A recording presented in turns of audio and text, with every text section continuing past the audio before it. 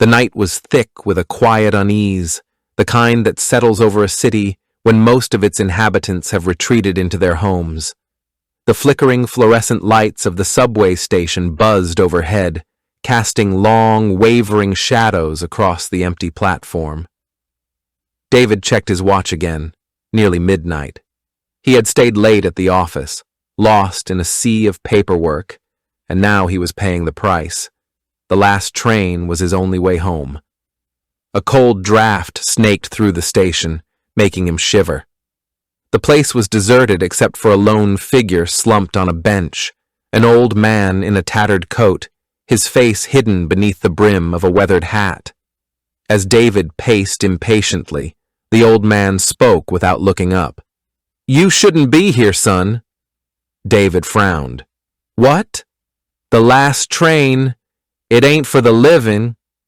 David scoffed, shaking his head. Just another city crazy. But before he could reply, the distant screech of metal on tracks echoed through the tunnel. The train was arriving. The doors slid open with a hiss. Inside, the car was dimly lit, the air stale and thick with the scent of damp earth. A handful of passengers sat scattered throughout, a woman in a black veil, her face obscured, her shoulders trembling as if she were crying. A little girl clutching a porcelain doll, its glassy eyes reflecting the flickering lights. A man in an old-fashioned conductor's uniform, his smile too wide, too still. David took a seat, ignoring the prickle of unease crawling up his spine. The train lurched forward, moving with an unnatural smoothness, as if gliding on air rather than rails. He glanced out the window, expecting to see the familiar blur of tunnel walls, but instead, the darkness outside seemed to stretch endlessly, broken only by flashes of dimly lit stations he didn't recognize. Black Hollow, Memorial Crossing, Evernight. His breath caught. These weren't stops on his usual line. He turned to the veiled woman. "Excuse me, do you know where this train is headed?" She didn't answer. He reached out, tapping her shoulder, and her head lolled back, revealing sunken, empty sockets where her eyes should have been. David recoiled, his heart hammering. The little girl giggled, a high, brittle sound. "You're on the wrong train, mister." The lights flickered. When they steadied, the girl was gone. Only the doll remained, its head slowly turning to face him, its painted lips curling into a smile.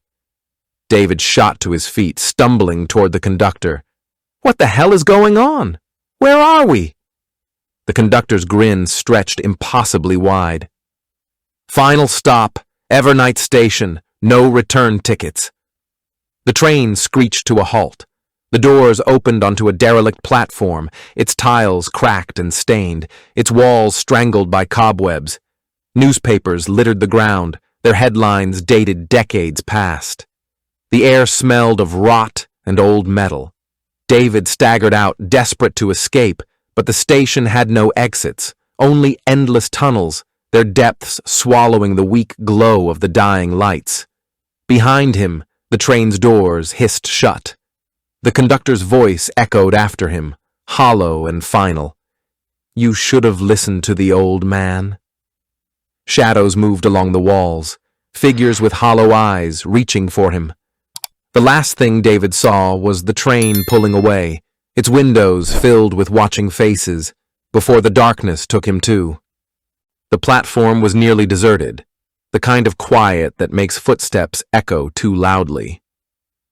A flickering fluorescent light buzzed overhead as David checked his watch again, 11:47 p.m. He shouldn't have stayed so late at the office, but the report wouldn't finish itself, and now he was stuck waiting for the last train home. The air smelled of damp concrete and stale electricity. A cold draft snaked through the station, making him shove his hands deeper into his coat pockets. He was alone, or so he thought, until a raspy voice spoke from the shadows near the bench. "You don't want to get on that one, son." An old man sat hunched in the corner, his face half hidden beneath a frayed hat. His coat looked decades out of style, the fabric worn thin. David barely glanced at him. Just another city ghost, the kind who muttered warnings to anyone who passed.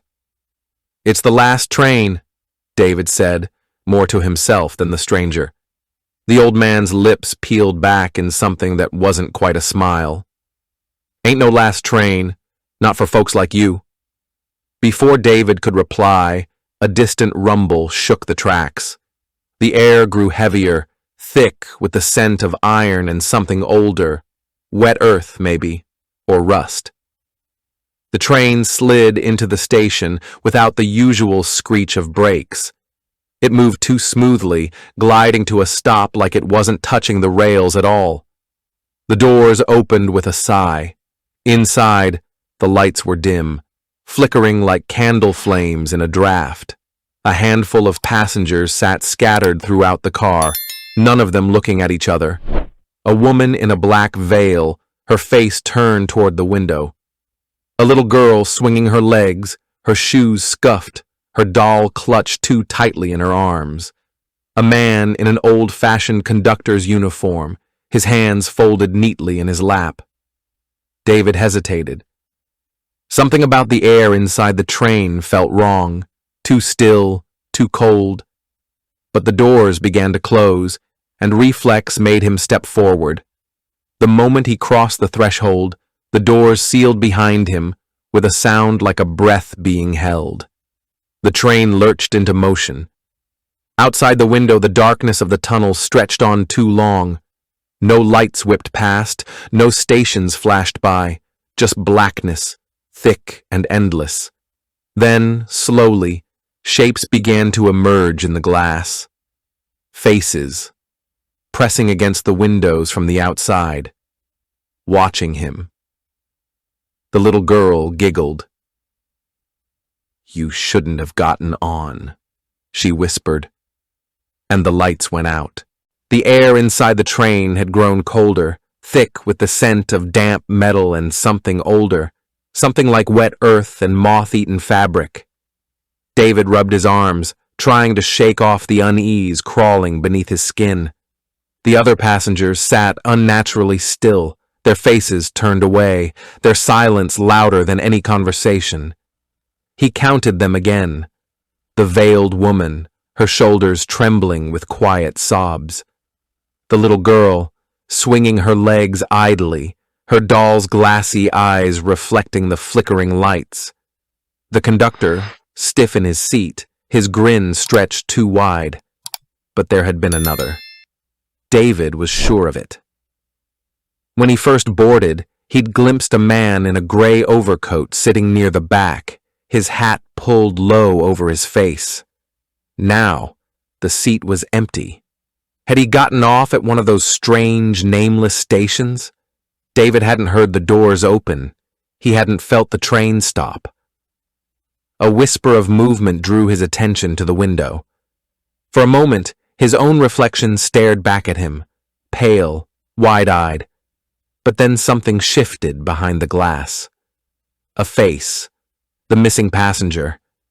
His mouth was open in a silent scream, his palms pressed against the glass as if he were trapped on the other side. His eyes were black pits, his skin stretched too tight over his skull. David recoiled. When he looked again, the face was gone. The little girl giggled. "He tried to get off," she said, swinging her doll by its arm. "But the train doesn't let you leave." The lights flickered. When they steadied, the doll was staring at him. Its head had turned, its smile had grown, and the seat beside David was no longer empty. The train lurched violently, sending David stumbling forward into the aisle. The flickering lights buzzed like angry insects before steadying into a sickly yellow glow. When he looked up, the conductor was standing over him, too close, his polished shoes inches from David's trembling hands. The man hadn't moved from his seat. David was certain of it. Yet here he stood, his brass buttons gleaming dully in the dim light. His face stretched into that same impossible smile. "Ticket, please." The words slithered out between teeth that looked just slightly too sharp. David's breath hitched as he fumbled in his pocket, his fingers brushing against the crumpled transit pass he'd swiped hours earlier. When he held it out, the conductor didn't take it. He simply stared, his head tilting at an unnatural angle. "That won't do," he murmured. The train's whistle screamed through the car like a dying animal. "This isn't your train." The veiled woman's quiet sobs turned to laughter, wet and gurgling. The little girl's doll began to weep black tears that sizzled as they hit the floor. David's pulse roared in his ears as the conductor leaned down, his breath smelling of coal smoke and opened graves. "You boarded at Memorial Crossing," he whispered. A skeletal finger pointed to the window where the missing passenger's face still pressed against the glass. "He boarded at Black Hollow." The finger moved to the veiled woman. "She's been riding since the accident of 43. The train's walls began to bleed rust, the metal groaning as if in pain.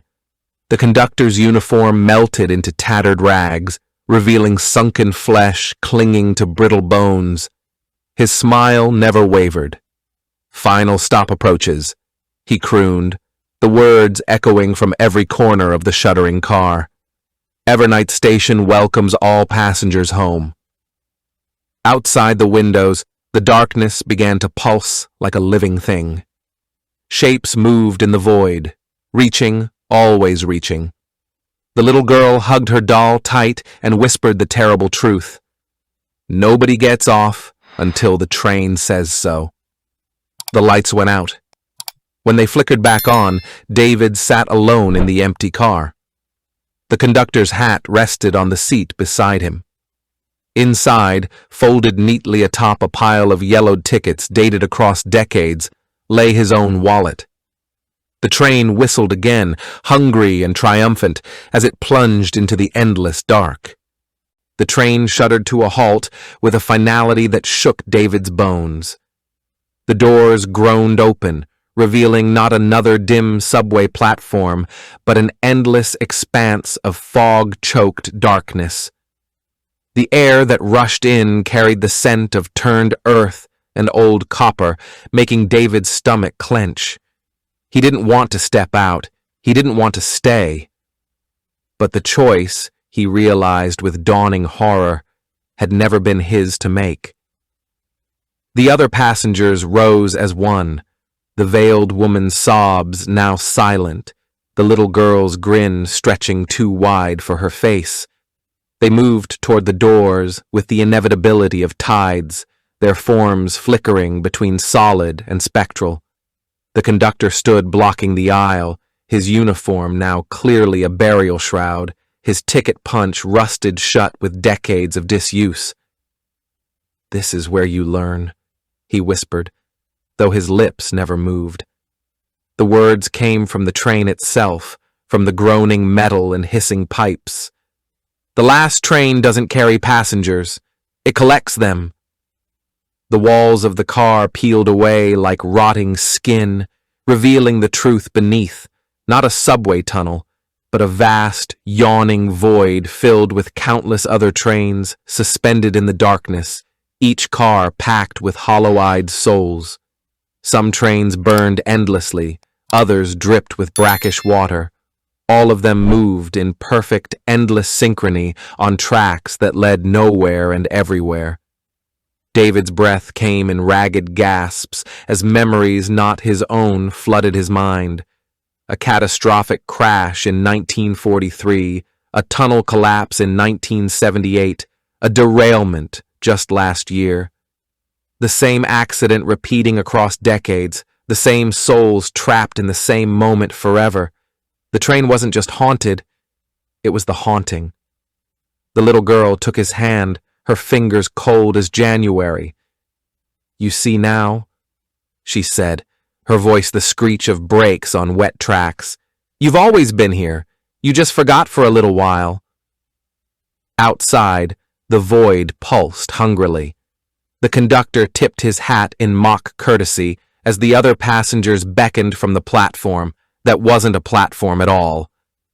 The train's whistle blew a final mournful note. The doors closed behind empty air. The last train was ready to run again.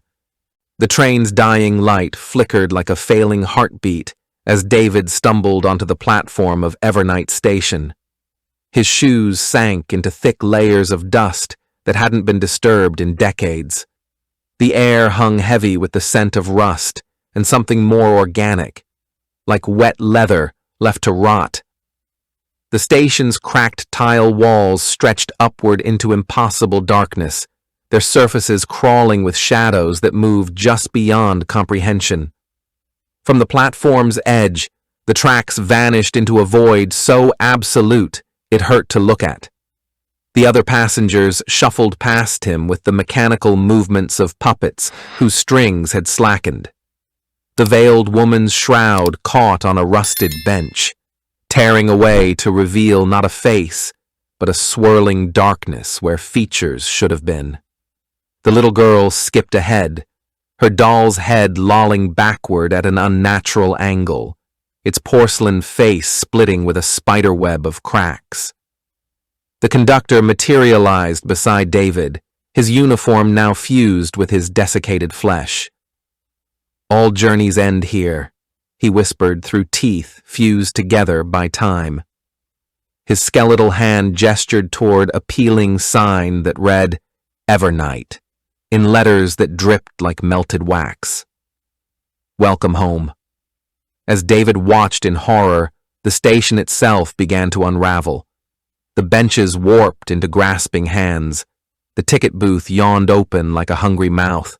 The flickering bulbs overhead burst one by one, each pop sending showers of glass that turned to ash before hitting the ground. Somewhere in the darkness, a clock began striking midnight, though the hands on its face never moved. The train behind him groaned as its metal skin sloughed away, revealing the writhing mass of lost souls that had powered its endless journey. Their hollow screams harmonized with the screech of phantom brakes. The little girl pressed her crumbling doll into David's paralyzed hands. "Now you're part of the story, too," she giggled as her eyes liquefied and ran down her cheeks. The conductor's final words came from everywhere at once as the station collapsed into the void. "The last stop isn't a place, it's a moment, and this one's yours forever." Darkness swallowed everything. Somewhere in the infinite black, a train whistle sounded. The last train was leaving. The last train was always leaving. And David finally understood. He wasn't a passenger anymore. He was part of the track. Thanks for watching. If you enjoyed this video, hit that like button, subscribe, and ring the bell for more. Let me know your thoughts in the comments. I'd love to hear from you. See you in the next one. Bye for now.